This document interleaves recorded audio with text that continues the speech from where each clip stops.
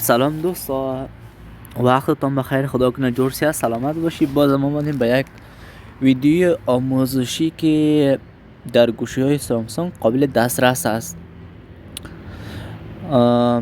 حالا این ویدیو آموزشی برای است که چطور میتونیم برنامه های گوشی سامسونگ خود عوض کنیم، یا ای که صفحه گوشی خود عوض کنیم، یا ای که کلا کاربرات یا همو هر چی که از گوشی سامسونگ است کلا عوض کنیم.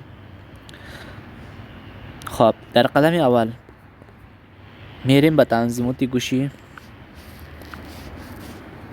این ستنگ تنظیمات گوشی، وارد تنظیمات کشیدیم، میایم پایین به نقطه تایمز هم عوض کردیم والپر صفحه است یا برنامه ریزی صفحه. الان اینجا طوری که مشاهده میکنین، خب از این مثلا میتونین هر نوع هر طرحی که توی صفحه تون بخواین میتونین برنامه ریزی کنین. اگه بخوای اینو آپلود کنی میتونی از همین طریق گوشیت به همین سیستم کار میکنه. یا مثلا اگه بخوای دانلود کنی، گزینه دانلود اینجا وارد میکنین دیگه.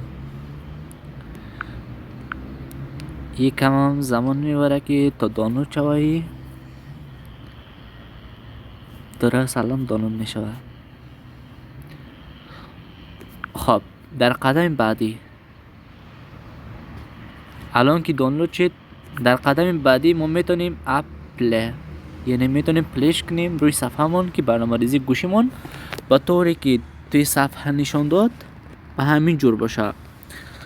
قدم بعدی از اینجا میبریم، چون که من نمیخوام صفحه گوشیم عوض کنم، برای همین دیگه اونجاش باش میام.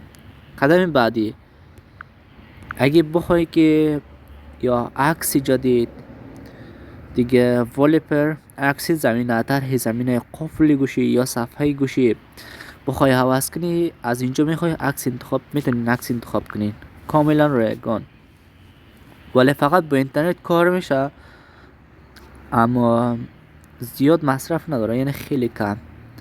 اینجا صفحه زیادی هست، درسته؟ هر نوع که بخوای روی صفحتون میتونین بذارین این عکس را، طوری که برنامه ریزی گوشی را گفته بودم. اینم همینجور میتونین دانلودش کنین دیگه، میتونین قابلیت استفاده کنین دیگه. خب قدم بعدی دیگه میریم در صفحه آیکونز، درست است؟ یعنی طرح برنامه. حالا میخوای برنامه گوشی چجوری باشه،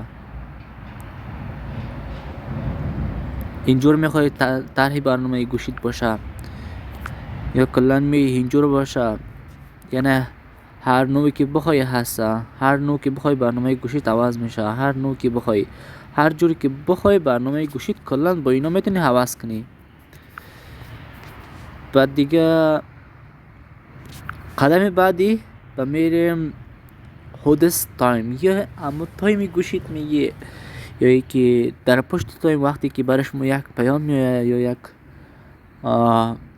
چیزی که میاد، یا ای که صفحه گوشیتان خاموش میشه، در قدم بعدی اینا نمایش داده میشه. مثلا اگه بخوای آپلودش کنی یا دانلودش کنی، اپلش پلیش بزنی روی گوشی ثبتش کنی، در قدم بعدی از اینا استفاده میشه. مثلا موقعی که گوشیت خاموش باشه، استیکر نمایش داده میشه و روی صفحه گوشیت، یا پیام بیا استیکر رو روی گوشیت نمایش داده میشه.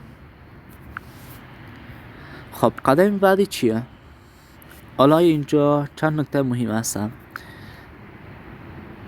در اینجا نوشته که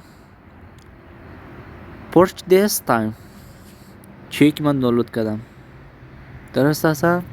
الان من واردی میشم. این صفحاتی که من دانلود کردم قبلا تو گوشیم استفاده کردم، همه اینا را دانلود کردم روی گوشیم استفاده کردم. الان شما میتونین اینا را دانلود کنین روی گوشیتون استفاده کنین. و دیگه والپر طرحهای زمینی که یعنی عکسایی که من دانلود کردم روی گوشیم میخواستم استفاده کردم دیگه. آیکانز یعنی برنامه هایی که روی گوشیم طراحی کرده بودم میتونم از اینو استفاده کنم دیگه. هیدیس پشت صفحه که از اینجا مثلا من بیرق افغانستان انتخاب کرده بودم، پشت صفحه می اومد، یا استیکر را انتخاب کرده بودم، هر کدام یعنی که گذاشته بودم می اومد برام.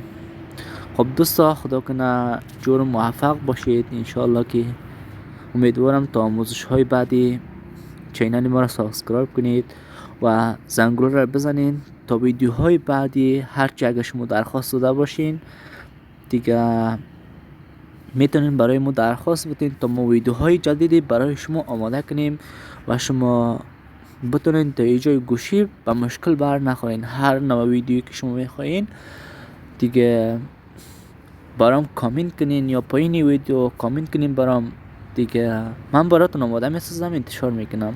چینل ما رو سابسکرایب داشته باشین، زنگوله رو هم بزنین، هر وقت که هر ویدیو آموزشی ما پخش میشوه برای شما پخش شوه.